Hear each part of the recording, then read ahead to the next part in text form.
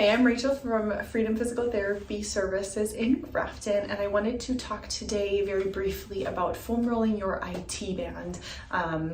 Countless times do I have patients, friends, family members coming up, asking me, talking to me about foam rolling and if it's beneficial, and oftentimes talking about foam rolling the IT band, so that band of fascia on the outside of the leg. And usually when people tell me they foam roll it, they do say it's pretty painful. So I just wanted to point out that so that IT band is it is not a muscle, so it's not having that contractile tissue like your quadriceps or your hamstrings.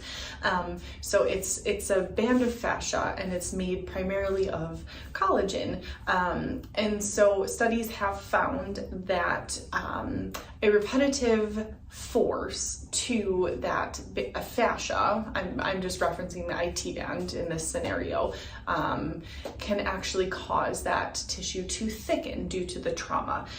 So when people are heavily foam rolling that IT band, they're repetitively causing that those micro traumas and like really pounding on that IT band, and with the thought that they're thinking like a muscle, it's going to relax, it's going to elongate, and that's not the case.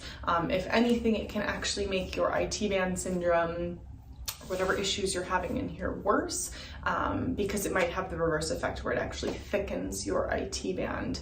The IT band is not a structure that you are going to be able to just sit and stretch out with a 30-second stretch like you would your quads or your hamstrings. So what I do recommend for people, and I think this is very beneficial, is that if you would like to foam roll, it can be a great tool, don't get me wrong, but I would say to foam roll your quadriceps, foam roll your glutes, foam roll your hamstrings, and avoid the IT band. So in time, by promoting elongation and relaxation of these surrounding muscles, it will in turn be able to help relax your IT band.